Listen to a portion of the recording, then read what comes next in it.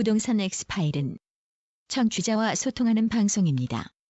팟빵 게시판이나 포털 다음 카페에 궁금한 점이나 방송 중 의문점을 남겨주시면 다시 한번 검토해서 답변 드리도록 하겠습니다.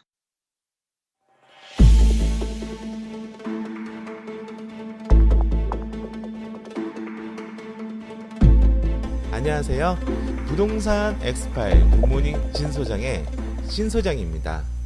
네, 오늘은 임대 수익률의 함정 두 번째 시간을 가져보도록 하겠습니다. 임대 수익률이라는 것은 제가 전 시간에도 말씀드렸지만 임대 수익형 부동산은 요약을 하자면요, 전에 방송을 임대 수익형 부동산은 매매가를 끌어내리거나 끌어올립니다. 그런데 그 시장 상황에서 만약에 가격이 많이 떨어지는 시장 상황에서도 가격을 해지를 하고요. 그리고 가격이 많이 오르는 주변의 부동산들이 가격을 많이 오르는 시장에서도 오르는 가격을 끌어내리기도 합니다. 물론 임대 수익률이라는 게 고정적이다.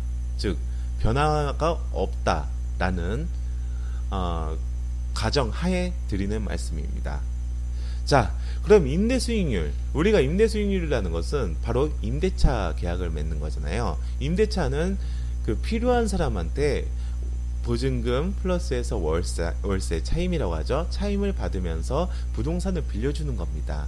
즉 필요한 사람이 있다는 얘기죠. 그러면 그 필요한 사람은 이 부동산을 나는 한 달에 얼마 정도를 내겠다라는 용의가 있어야겠죠. 그것이 바로 시장 가격인 겁니다.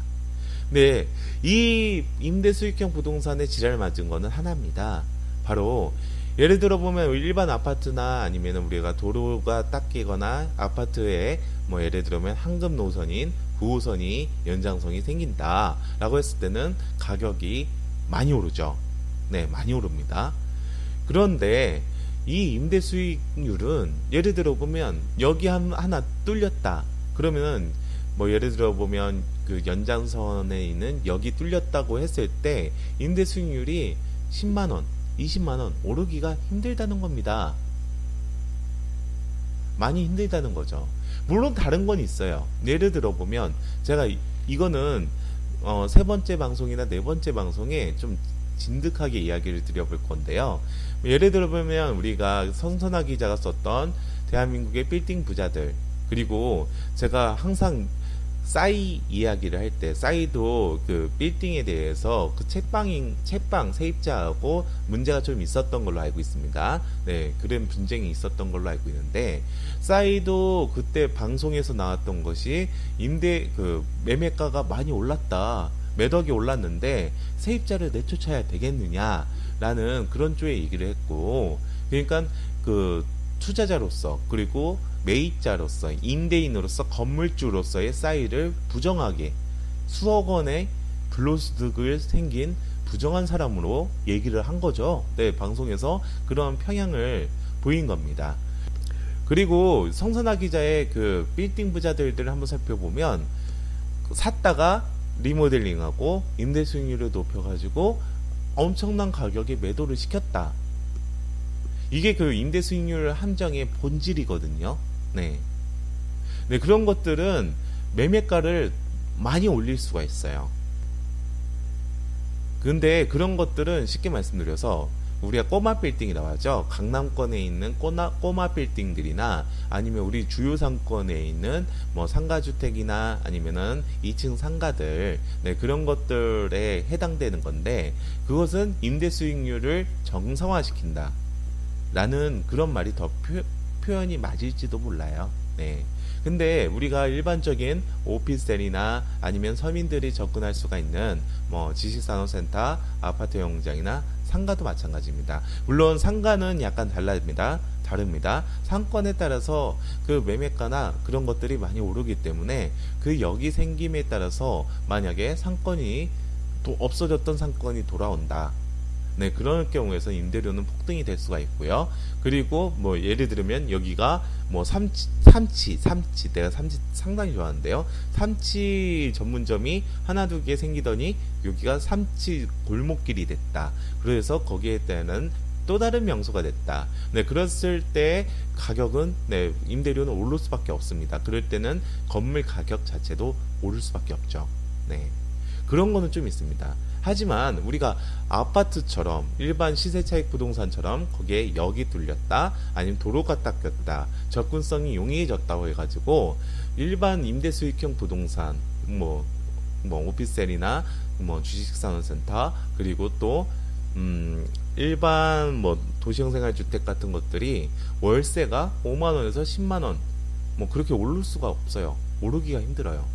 그런 것들 예를 들면 10만 원은 오르면 매매가는 수익률을 6%나 6.5% 정도 잡았을 때 약 적어도 1,500만 원 정도는 오를 수 있는 여지가 있거든요. 근데 10만 원 자체를 그렇게 오를 수가 없어요. 올리기가 힘들어요. 네. 특히 조그만 오피스텔 같은 경우에서는 그렇게 임대가를 올리기가 상당히 힘듭니다. 그렇기 때문에 일반적으로 시세차익 부동산과 임대수익형 부동산의 큰 차이점은 그겁니다. 네. 그리고 시세차익 부동산과 임대수익형 부동산의 차이점의 가장 큰 중에 하나가 바로 추상가치에 대해서의 가격 상승이 기대하기가 힘들죠.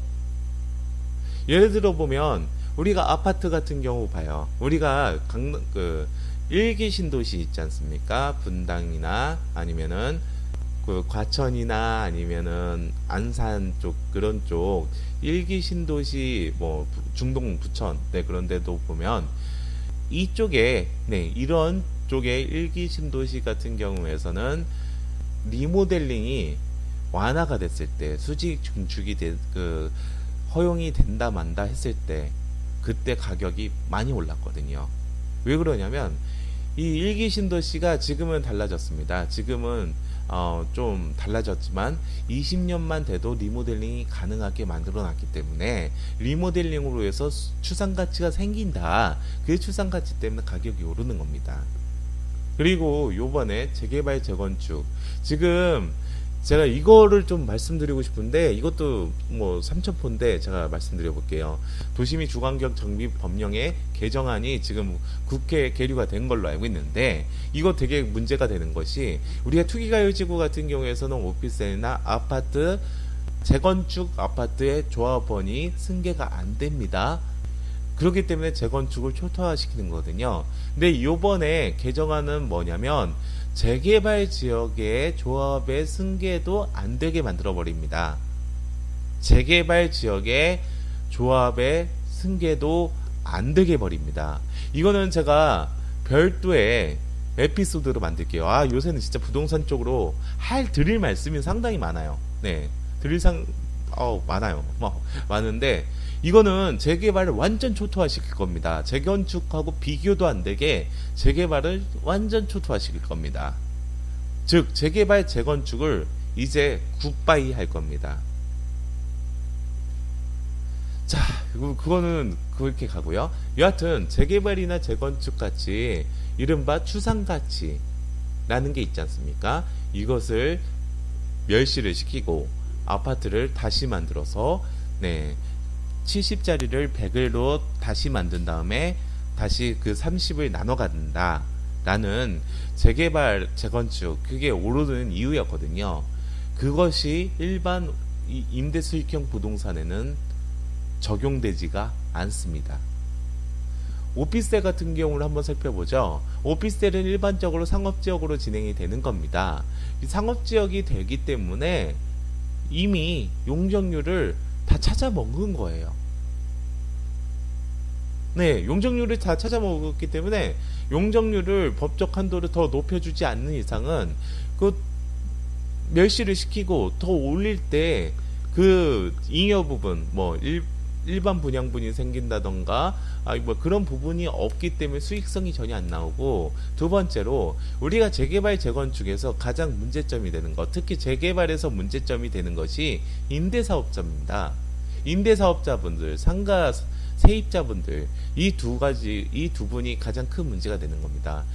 쉽게 말씀드려 볼게요. 임대사업자분들은 특히 구도심에 뭐 빌라든 임대 사업을 하고 소소하게 하시는 분들은 그 임대 수익이 전 재산일 수도 있거든요. 근데 그거를 재개발을 한다고 해서 다 없애고 뭐 2년이라는 시간 동안 자기가 월세를 못 받는다. 반대할 수밖에 없죠. 네. 근데 이 오피스텔은 죄다 임대사업자네. 네. 죄다 임대사업자인데 이게 그 의견의 합치나 아니면 결의가 가능하겠냐고요. 그래서 본질적으로 오피스텔의 재건축은 힘들 거다. 그러기 때문에 재개발이나 재건축처럼 추상 가치를 통해서 가격 상승이 오르는 것은 임대 수익형 부동산은 힘들다라는 이야기를 드려보고 싶은 겁니다. 자, 오늘은 임대 수익형 부동산에 대해서의 방송을 계속하고 있습니다. 네, 그러면 지금 임대 수익형 부동산과 시세 차익 부동산 그리고 임대 수익형 부동산은 왜 가격이 오르지 않느냐라는 이야기를 드렸습니다. 거기에 대해서의 간단한 멘트를 드린다고 한다면, 물론 2000년도 초에 분양을 했던 임대 수익형 부동산들이 가격은 오른 것들이 있습니다. 예를 들어 보면 1층 상가들 그리고 상권들 형성이 잘 돼 있는 데는 가격이 폭등을 했죠. 근데 이런 생각을 한번 해볼게요. 이런 그 2000년도 초반에 수분양을 받았던 그 상가들의 그 금액으로 한강변에 혹은 지금 용산이 핫하잖아요.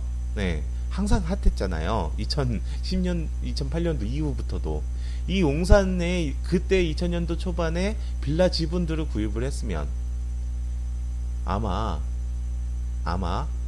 상가 구입보다 아주 큰 돈이 벌렸을 겁니다. 네.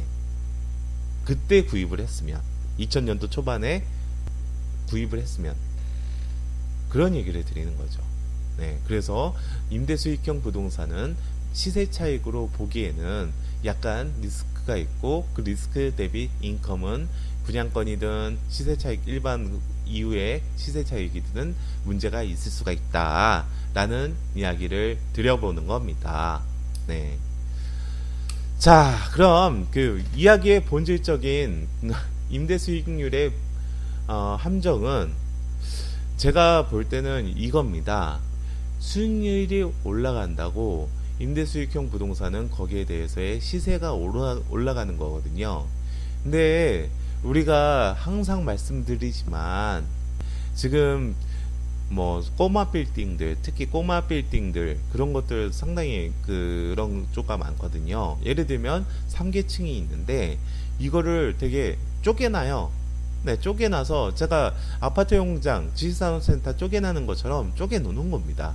네. 그래서 임대 수익률을 제고를 시키는 거죠. 우리가 그 예전 방송에도 말씀드렸지만 부동산은 쪼개면 쪼갤수록 매매가나 임대가는 올라갈 수밖에 없는 구조입니다. 자, 그래서 예를 들어 보면 그 지분 쪼개기도 마찬가지겠지만 저기 그 우리가 그 컨설팅 업체들의 토지를 분할을 해가지고 매도를 하는 거. 그러면 평당 그 총 매가는 한 필지당 총 매가는 1000에서 1500만 원인 거예요. 근데 그러면 아주 싸죠. 1500만 원 내가 그냥 적금 들다 싶어가지고 그걸 가져가고 오르면 오르겠지. 이자보다 많이 오르겠지 생각하고 접근을 하는 건데 평당가는 어마어마한 거죠. 제가 예전에 수원 사례를 하나 말씀드렸죠. 3억 2천 정도, 물론 그건 낙찰 금액 그대로입니다. 3억 2천에 낙찰을 받아가지고 그 2천만 원씩 필지를 분할을 해가지고 2천만 원씩 매도를 시켰는데, 네, 그게 그 평수가 그대로 2천만 원씩 해서 완판을 시켰다 치면 8억이 좀 넘어갑니다. 네, 8억이 좀 넘어갑니다. 네, 이런 수익률이 어디 있습니까? 이미 나는 2천만 원짜리 땅을 산 거지만 조그만 평수를 사는 거지만 궁극적으로는 약 5억 정도의 프리미엄이 붙은 큰 땅을 하나 가져간 겁니다. 그게 오를 수가 있느냐고요. 진짜 그쪽 주변이 천지개벽이 일어나지 않는 이상, 개발 계획이 갑자기 집행이 되지 않는 이상은요. 이것도 3,000% 빠졌는데, 네, 임대 수익도 마찬가지입니다. 특히 임대 수익형 부동산은 쪼개놓는 거 상당히 많거든요. 그것은 이유가 있어요. 임대 수익률을 올리기 때문이고요. 임대 수익률을 올린다는 거는 매매가를 크게 올린다는 겁니다. 그래서 여러 수작업들이 손작업들이 상당히 많고 사기적인 부분들도 좀 있어요. 예를 들어 보면 제가 그 아파트용 공장 쪼개기에 대해서 이야기를 할 때 상가들도 쪼갠다고 했고, 그리고 여러분께서 임대수익형 부동산을 접근할 때 도면을 보는 법을 알아야 된다고 제가 말씀을 드렸습니다. 뭐 예를 들면 상가를 하나를 1층을 수분양을 받았습니다. 수분양을 받았는데 20평이다. 네, 이때는 가로 면적이 넓어야 됩니다. 네, 가로 면적이 넓어야 됩니다. 왜 그러냐면 가로 면적은 전면부를 뜻하는 거거든요. 세로 면적은 그 깊이를 얘기를 하는 거죠. 일반적으로 우리가 그 MD 구성을 살펴보았다고 했을 때 분할을 많이 합니다. 특히 1층 상가는 분할을 상당히 많이 합니다. 물론 그 1층 상가는 일반적으로 조심해야 될 것이 있습니다. 예를 들면 상권까지도 생각을 해야 되거든요. 예를 들면 일반 김밥집이나 그런 데는 8평이나 뭐 8평이나 10평 정도도 가능하고, 커피숍, 테이크아웃 커피숍 같은 경우에서는 2~3평으로도 가능하고, 또 뭐 부동산 같은 경우에서도 5평에도 가능하고요. 근데 우리가 프랜차이즈를 접근을 할 때 뭐 젠트리피케이션 때문에 뭐 합정동 인근, 그 홍대 인근이 지금 문제가 있긴 하지만 이 프랜차이즈는 기준이 있습니다. 자기의 MD, 예를 들어 보면 놀부 음식점이라면 몇 평 정도 기준점으로, 예를 들면 또 뭐 엔젤리너스라고 하면 몇 평을 기준점으로, 그게 딱딱 그 매뉴얼로 잡혀 있기 때문에, 그런 예를 들어 보면 그 매뉴얼들은 그냥 생긴 게 아니거든요. 다 이유가 있는 겁니다. 그렇기 때문에 그런 비슷한 업종을 유치를 시키려면은 자를 때도 고민을 많이 하셔야 됩니다. 많이 자르면 자를수록 임대 수익률은 올라가겠지. 한 개짜리를 3개로 만든다고 하면 임대 수익률이 올라가겠지. 그런 식으로 접근하면 문제가 있어요. 실질적으로 저희 쪽에서는 진짜 평당가가 4천만 원 정도 되는, 네, 큰 상가가 있었는데 욕심을 부렸습니다. 그거를 수분양 시켜주고 1층에 한 6평 정도 잘라가지고 자기가 부동산 4평을 잘라가지고 부동산 중개업을 하더라고요. 근데 그게 10평인가 그럴 거예요. 10평인데 그 나머지 6평은 주구장창 월세를 못 내는 겁니다. 그게 6평 기준으로, 10평 기준으로 임대가가 350에서 400이었거든요. 그러니까 자기는 4평 잡고 4평에 관한 임대료를 주면서 자기가 4평이 이상하게 잘라놨기 때문에 이게 다른 MD가 못 들어가는 거예요. 뭐 예를 들면 그 6평에 뭐가 들어가기가 애매합니다. 그렇기 때문에 6평이 한 1년이나 2년 동안 공실이 생기는 거예요.